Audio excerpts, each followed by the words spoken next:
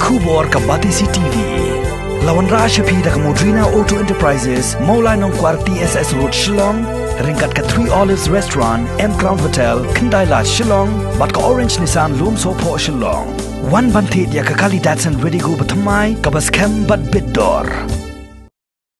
Ka seng Kongres ka pasyong hakaliang persyak la Kynnoh baka Sorkar Meklia Democratic Alliance ka babat yu lakam sensyar haka jela kala Shim sting siapa Palat haka baydey baka Jingjia haka shinong Ichamati ka bahapo pur usam jong hima maulong unong ilam jong aliang persyak ka hiyeng dorbar thawan yu Dr. Mukul sangma haba keren chigilap sai kubor haka arpulai terik urisau hajar arpo ulah Kynnoh baka Sorkar MDE kam Shim la Shimkia bante lakam wat tang bani penbaik ya kajing sngop her jai penrio ki bami nakada ko Jingjia ha Ichamati ula ong bagani ka Sorkar pemerintah ka Sorkar ka bomler na pedeng ki Sorkar ki bla sensyar ya jela Meklia ha kini ki post name bla leknyo.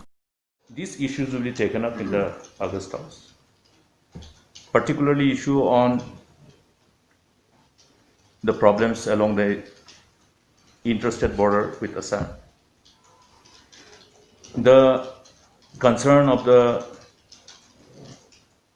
citizens pertaining to the delay in completing the entry-exit or rather the implementation of the whole mandate of the Principal Act, Meghalaya Resident Safety and Security Act. All those issues have been discussed and they will be taken up appropriately in the August House. Another important issue is also the failure of the government to act on time, to stop all those kinds of narratives which have generated some kind of misunderstanding amongst communities and generating aggressive social media circulation which defame the state, which defame the people of the state. This is because of the inept, incompetent and irresponsive government. And members have expressed concern. We have heard people expressing their concern. Lots of concerns have been sent to us through various formats, through telephonic conversation, through whatever messages, and therefore we are concerned. Even till now, as we speak, the government seems to be sleeping. It could have been an issue which could have been resolved long time ago, without having to get the name of the state defamed by such social media, negative social media circulation, narrative rather, based on which government can anticipate the fallout. What is going to be the fallout? Is the fallout going to create, any kind of challenge vis-a-vis the law and order front?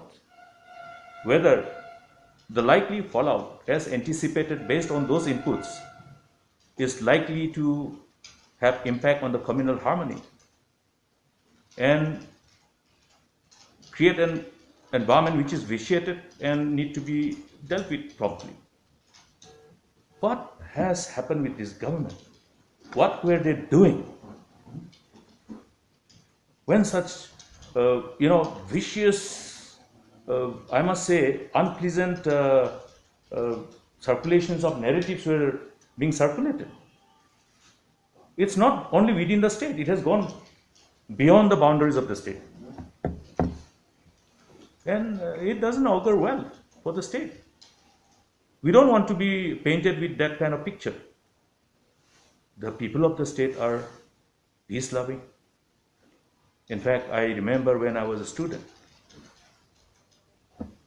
how was Meghalaya referred to? As one of the most peaceful states and the state where people used to take pride of being a Meghalaya. Our people have co-inhabited without having any problem for centuries. And that's a legacy. And we are proud of that legacy. There can be elements who can always vitiate such environment and create some kind of challenges vis-a-vis the communal harmony and be a threat to peaceful environment. But we have overcome such challenges in the past. Who they are waiting for? Do they have somebody who will tell them, okay, you are not doing this, so you do this? They need a headmaster to crack a whip.